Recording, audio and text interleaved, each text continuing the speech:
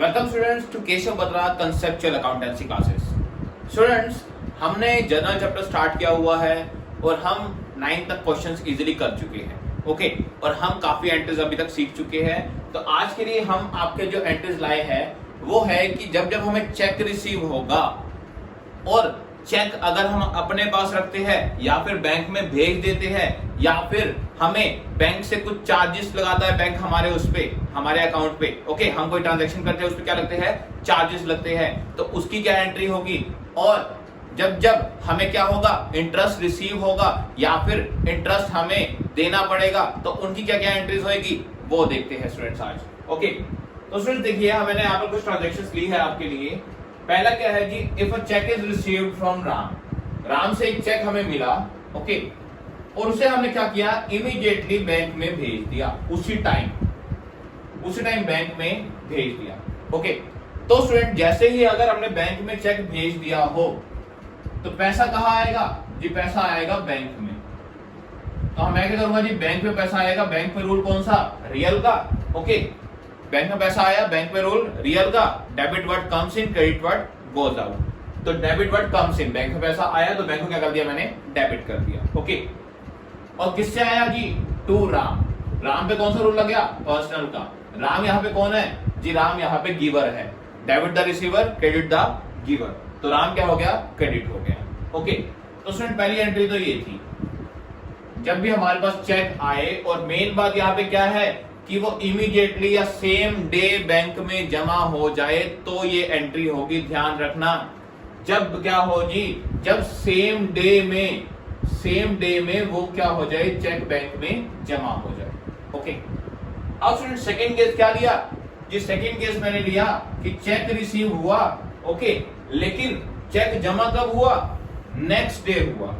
Okay, check receive हुआ राम से लेकिन चेक जमा कब हुआ, नेक्स्ट डे।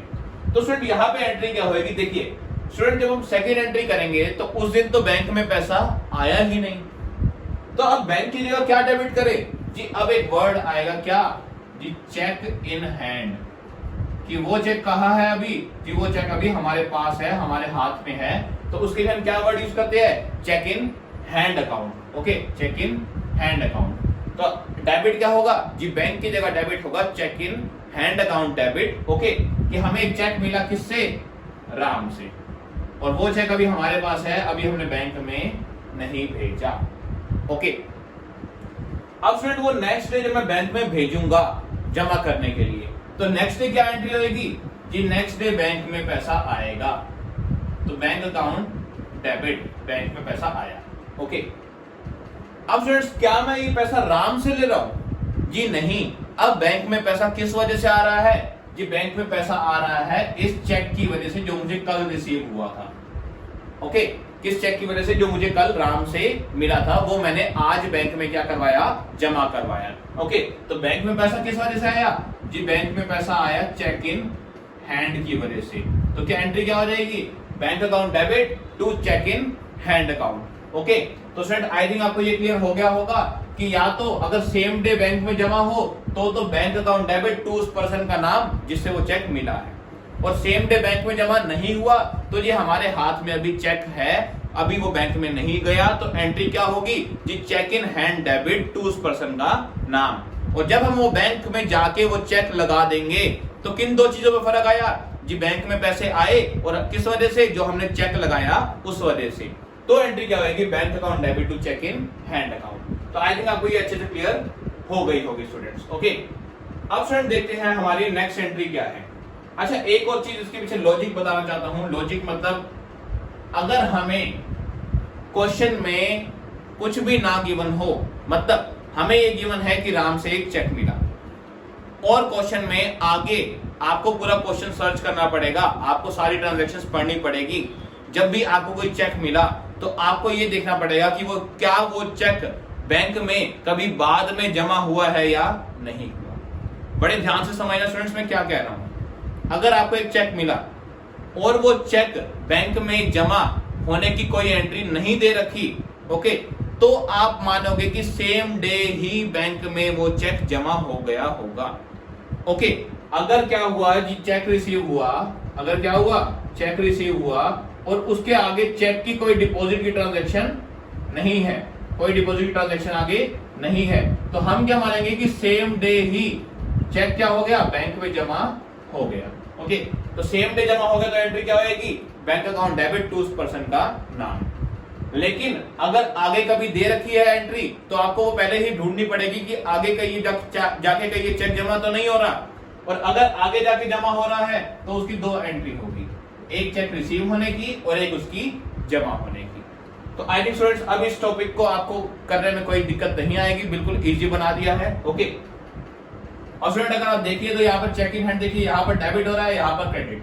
अल्टीमेटली अगर ये डेबिट और क्रेडिट कट जाए तो एंट्री बन क्या रही है, कि एंट्री बन गई है bank account debit to Ram, कि बैंक में पैसा आया किससे, राम से। ओके, तो अल्टीमेटली एंट्री हमारी वही की वही है, बस दिखाने का तरीका क्या है जी, इसमें इतना है कि सेम बैंक में अभी पैसा जमा नहीं हुआ तो दो एंट्री होगी, एक चेक मिलने की और एक जमा होने की। ओके, तो स्टूडेंट ये हो गई पहले तीन एंट्रीज। उससे अगली पे आगे स्टूडेंट्स वो क्या है जी, बैंक चार्जेस। वो क्या है हमारी, बैंक चार्जेस। अब स्टूडेंट देखिए बैंक चार्जेस क्या होते हैं जी, बैंक ने मान लो हमने कोई बैंक से क्या बनवाया, हमने बैंक से कोई स्टेटमेंट निकलवाई।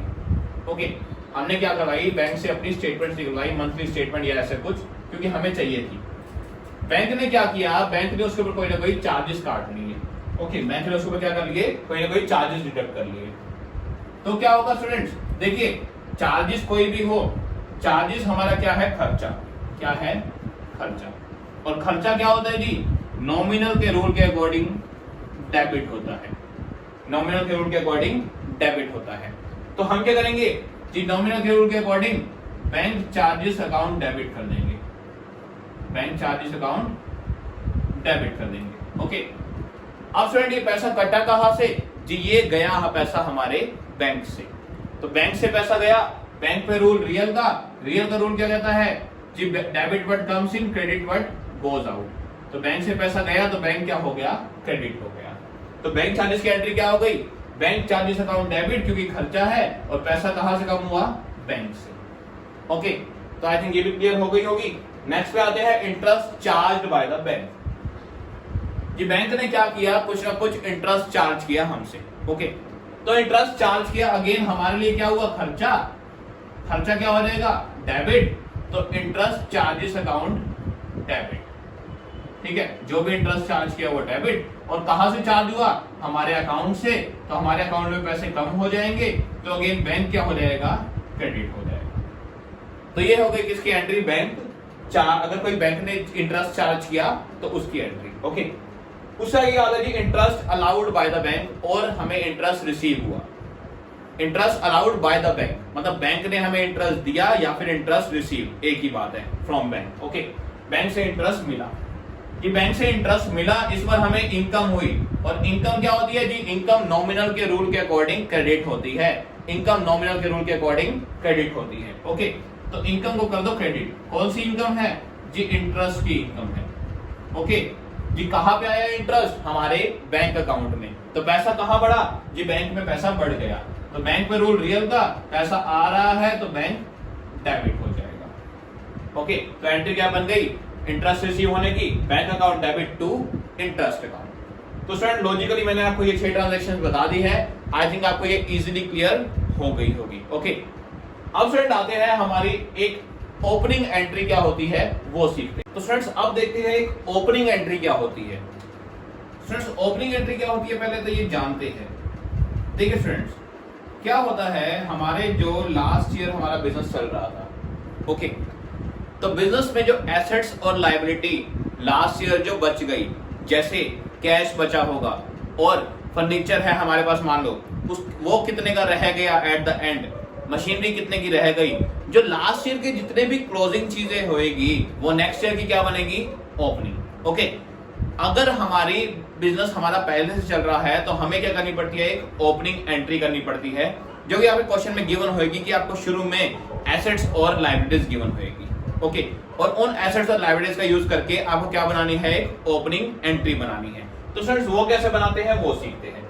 देखिए स्टूडेंट्स, मैंने क्या दिया है यहाँ पे कि मेरे को एसेट्स दे रखी है, एसेट्स में फर्नीचर, मशीनरी, स्टॉक, डेटर्स, ये सब दे रखा है, cash at the beginning of the year, कि साल के शुरू में हमारे पास ये एसेट्स है और ये क्या है, लायबिलिटीज है। ओके, स्टूडेंट बिल्कुल इजी है, एसेट्स का सारा बैलेंस क्या होता है जी, एसेट्स का बैलेंस डेबिट होता है। तो ऐसा कीजिए, जितनी भी एसेट्स है उसको डेबिट कर दीजिए। कौन कौन सी जी, सबसे पहले क्या है फर्नीचर, तो फर्नीचर अकाउंट डेबिट। नेक्स्ट क्या है ये machinery, machinery account debit. Okay, जितनी भी एसेट्स है उनको डेबिट करते जाइए बस। Stock account debit. और डेटर्स यहाँ पर दे रखे हैं दो, एम और के। तो फ्रेंड्स डेटर लिखने के बजाय आप उनका नाम लिखिए, ताकि आपको जब इनसे पैसे रिसीव होंगे तो आप देख सकिए कि इससे 20,000 लेने थे और इससे 10,000, ताकि इजीली हमें पता लग सके कि किससे कितना पैसा लेना था। तो इसलिए इनके नाम से लिखिए डेटर को, एम डेबिट, के डेबिट, ओके, और cash account debit.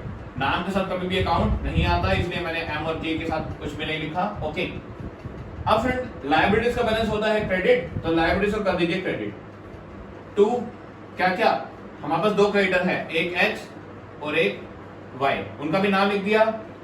To loan account, हमने कोई लोन लिया हुआ था, तो ये क्या किया हमने, सारी एसेट्स डेबिट कर दी और लायबिलिटीज क्रेडिट कर दी। ओके, अमाउंट लिख लेते हैं स्टूडेंट्स।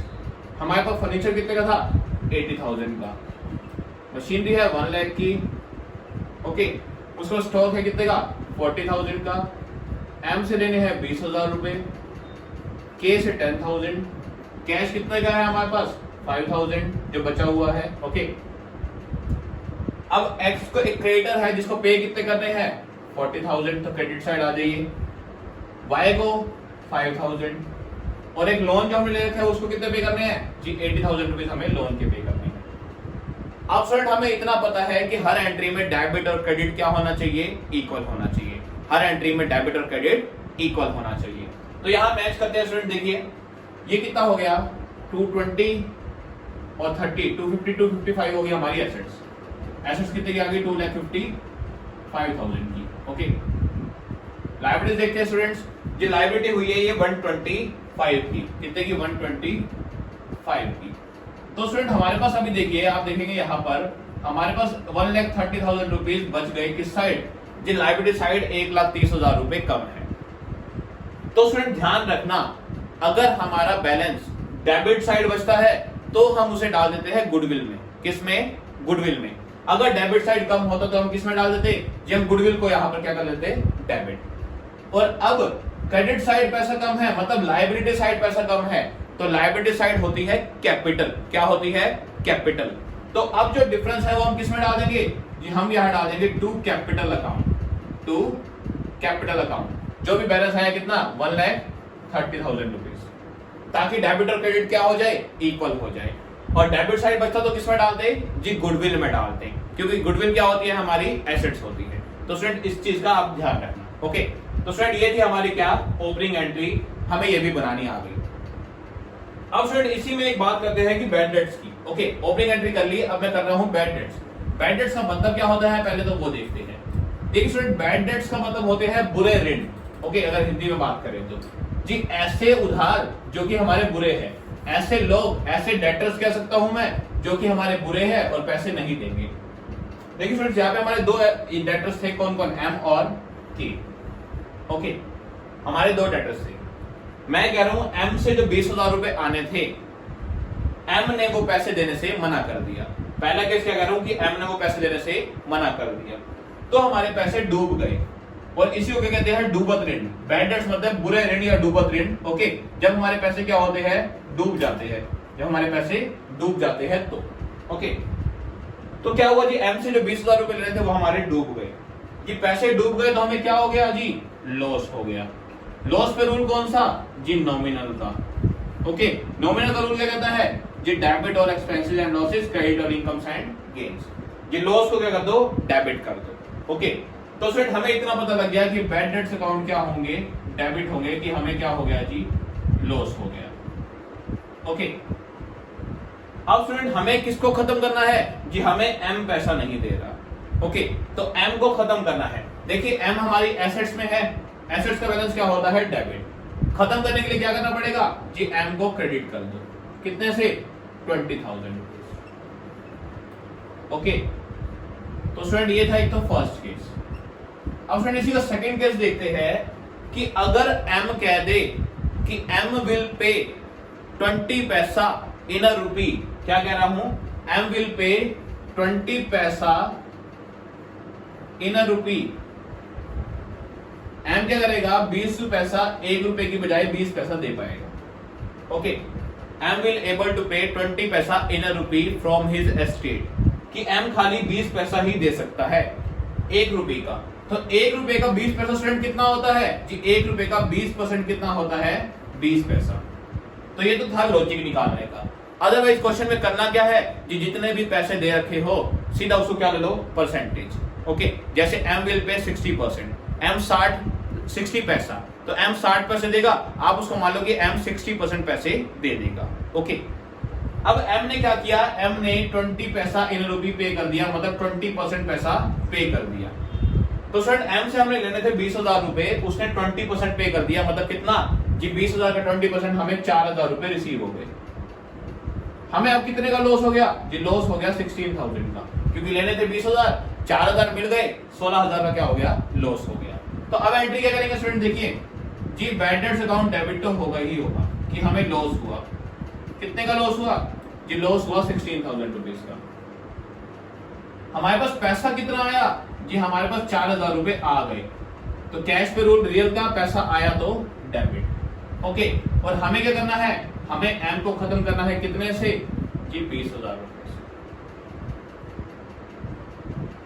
तो स्टूडेंट ये था हमारा बैड डेट्स का पॉइंट, कि जब हमारे पैसे डूब जाते हैं तो उसकी क्या एंट्री होती है। दोनों केस लेके समझा दिया, एक में पूरे पैसे डूब गए और एक में 20% मिले हैं और 80% डूब गए। ओके, तो 80% ये डूब गए और 20% हमें रिसीव हो गए, और इसमें 100% ही क्या हो गए, हमारे पैसे डूब गए। ओके, तो ये मैंने आपको दोनों केसेस बता दिए। अब स्टूडेंट आज के लिए इतना ही। अपनी नेक्स्ट क्लास में जो स्टूडेंट हम टॉपिक करेंगे वो हम करेंगे कि अगर हमें डिस्काउंट मिला है, कैश डिस्काउंट। ओके, हमने एक गुड्स खरीदे, हमने क्या किया, 60% पेमेंट कर दी। ओके, गुड्स खरीदे, उसकी 60% पेमेंट कर दी और 40% नहीं की। ओके, और हमें क्या होगा जी, हमें जो पेमेंट कर दी उस पे तो मिलेगा डिस्काउंट, और जो नहीं की उस पे डिस्काउंट नहीं मिलेगा, क्योंकि बात किसकी हो रही है, कैश डिस्काउंट की। ओके, तो उसकी क्या एंट्री होगी, हम वो डिस्कस करेंगे हमारी नेक्स्ट क्लास में। और हम टॉपिक करेंगे प्रीपेड एक्सपेंस, आउटस्टैंडिंग एक्सपेंसेस, इन सब चीजों के बारे में। ओके, तो स्टूडेंट आज के लिए इतना ही, मिलते हैं हम अपनी नेक्स्ट क्लास में। टिल देन स्टूडेंट्स, अगर वीडियो पसंद आए तो लाइक जरूर करना, और जनरल अच्छे से सीखने के लिए देखिए, किसी भी अकाउंट्स के लिए आपको, या फिर अकाउंटेंट बनने के लिए या अकाउंटिंग के लिए आपको जर्नल एंट्री आना बहुत जरूरी है। ओके, तो आप आसानी से यहाँ पर मेरे से जर्नल सीख सकते हैं। ओके, अगर वीडियो पसंद आए तो लाइक करना और चैनल को सब्सक्राइब करना मत भूलना। मिलते हैं स्टूडेंट्स नेक्स्ट वीडियो में।